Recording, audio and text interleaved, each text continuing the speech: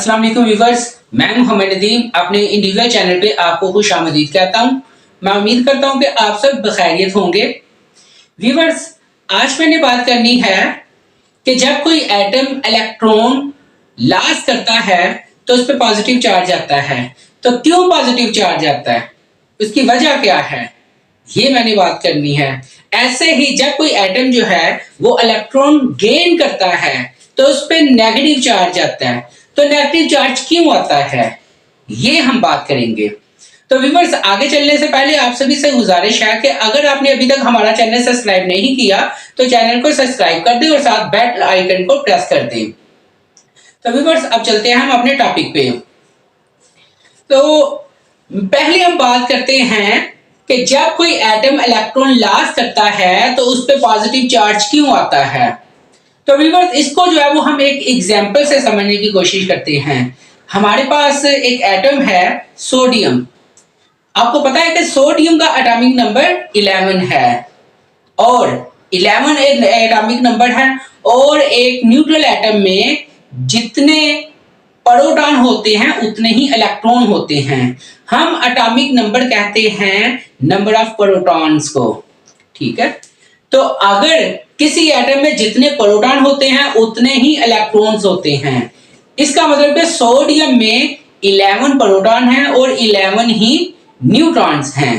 अब अगर हम इनकी इलेक्ट्रॉनिक कॉन्फ़िगरेशन देखें तो हमें पता चलेगा कि सोडियम के वैलेंस शेल में एक इलेक्ट्रॉन है और हमें यह भी पता है कि कोई भी एटम जो है वो स्टेबल होगा अगर उसके वैलेंस शेल में 8 इलेक्ट्रॉन्स होंगे, यानी अगर वो अपना ऑक्टेट रूल पूरा करेगा। ऑक्टेट रूल होता है accommodating 8 electrons in the outermost shell। तो ऐसे ही सोडियम के वैलेंस शेल में अगर हम देखें तो वो 1 इलेक्ट्रॉन है। अब सोडियम के लिए जो है वो दो पॉसिबिलिटीज हैं। एक तो या तो वो 1 इलेक्ट्रॉन लॉस कर दे या फिर 7 इलेक्ट्रॉन गेन करे। तो व्यूअर्स, उसके लिए क्या आसान होगा, सोडियम के लिए आसान होगा 1 इलेक्ट्रॉन लॉस करना। तो खुद को स्टेबल करने के लिए सोडियम खुद को स्टेबल करने के लिए 1 इलेक्ट्रॉन लॉस कर देगा। तो अब देखें जरा, 1 इलेक्ट्रॉन उसने लॉस कर दिया तो अब चूंकि लॉस किया इसलिए इस पे प्लस चार्ज आ गया। तो प्लस क्यों आया वो हम देखते हैं।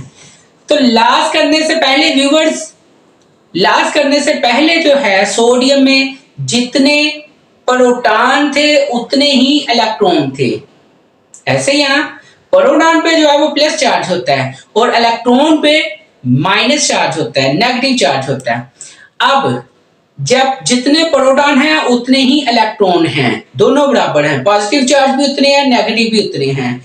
अब सोडियम ने खुद को स्टेबल करने के लिए 1 इलेक्ट्रॉन लॉस कर दिया, यानी एक जो है वो नेगेटिव चार्ज कम हो गया सोडियम में। अब ज्यादा तादाद किसकी है, प्रोटॉन की या इलेक्ट्रॉन की, पॉजिटिव चार्ज की या नेगेटिव चार्ज की। तो ज्यादा तादाद जो है वो पॉजिटिव चार्ज की या प्रोटॉन की है। तो इसलिए जिसकी ज्यादा तादाद होगी वो जो है वो प्रोमिनेंट हो जाएगा। अब इसमें चूंकि 1 इलेक्ट्रॉन लॉस हो गया, प्रोटॉन ज्यादा हो गए, प्रोटॉन की तादाद जो है वो इलेक्ट्रॉन से जो है वो ज्यादा रही, तो क्या होगा, पॉजिटिव चार्ज जो है वो डोमिनेंट हो जाएगा। तो इसलिए सोडियम पे जो है वो पॉजिटिव चार्ज आएगा। तो व्यूअर्स, मुझे उम्मीद है कि आपको ये क्लियर हो गया। अब हम बात करते हैं किसी भी एटम पे जो इलेक्ट्रॉन गेन करता है उस पे नेगेटिव चार्ज क्यों आता है। तो इसको भी व्यूअर्स हम एक एग्जांपल से ही समझेंगे। हम बात करते हैं क्लोरीन की। क्लोरीन, इसका एटॉमिक नंबर क्या है, इसका एटॉमिक नंबर है 17, यानी इसमें प्रोटॉन 17 है और प्रोटॉन 17 है, इसका मतलब कि जब ये न्यूट्रल है तो इसमें इलेक्ट्रॉन भी 17 होंगे। अब अगर हम इनकी क्लोरीन की इलेक्ट्रॉनिक कॉन्फ़िगरेशन की बात करें तो हमें पता चलेगा कि इसके वैलेंस शेल में जो है वो 7 इलेक्ट्रॉन्स हैं, 7 इलेक्ट्रॉन्स हैं इनके वैलेंस शेल में। अब सोडियम को स्टेबल करने के लिए क्या करना पड़ेगा, वैलेंस शेल में 8 इलेक्ट्रॉन्स पूरे करने पड़ेंगे। तो इसके लिए क्या होगा, अब आप मुझे बताएं कि सोडियम के लिए, क्लोरीन के लिए 7 इलेक्ट्रॉन्स लॉस करना आसान है या 1 इलेक्ट्रॉन गेन करना आसान है। ऑफ कोर्स एक इलेक्ट्रॉन जो है वो गेन करना आसान है। तो क्या करेगी क्लोरीन, एक इलेक्ट्रॉन गेन कर लेगी। तो क्या होगा, वैलेंस शेल में 8 इलेक्ट्रॉन्स हो जाएंगे, तो वो फिर स्टेबल हो जाएगा, क्लोरीन जो है वो स्टेबल हो जाएगी। अब देखिएगा, जरा गौर कीजिएगा, इलेक्ट्रॉन गेन करने से पहले, क्लोरीन का इलेक्ट्रॉन गेन करने से पहले उसमें 17 ही प्रोटॉन है और 17 ही न्यूट्रॉन्स हैं।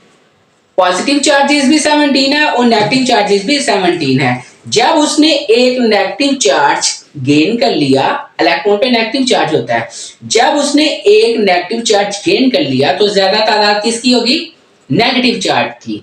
तो इसका मतलब नेगेटिव चार्ज जो है वो तादाद में, नंबर्स में ज्यादा है, इसलिए नेगेटिव चार्ज जो है वो डोमिनेंट हो जाएगा।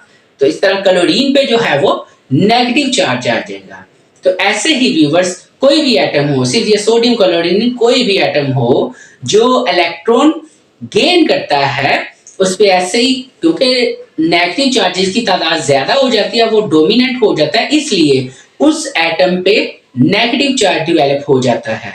ऐसे ही कोई एटम जो है, जो जब कोई इलेक्ट्रॉन लॉस करता है तो उसमें क्या होता है, नेगेटिव चार्जेस की तादाद कम हो जाती है और पॉजिटिव चार्ज डोमिनेंट हो जाता है, इसलिए उस एटम पे पॉजिटिव चार्ज जो है वो डेवलप हो जाता है। व्यूअर्स, हम उम्मीद करते हैं कि आपको हमारी ये वीडियो जरूर पसंद आई होगी। आप इस वीडियो को लाइक करें, ज्यादा से ज्यादा शेयर करें और मजीद इस तरह की इंफॉर्मेटिव वीडियोस के लिए आप हमारे इस चैनल को सब्सक्राइब कर दें और साथ बेल आइकन को प्रेस कर दें। तो अपना बहुत सारा ख्याल रखिएगा, हमें दुआओं में याद रखिएगा। अल्लाह हाफिज।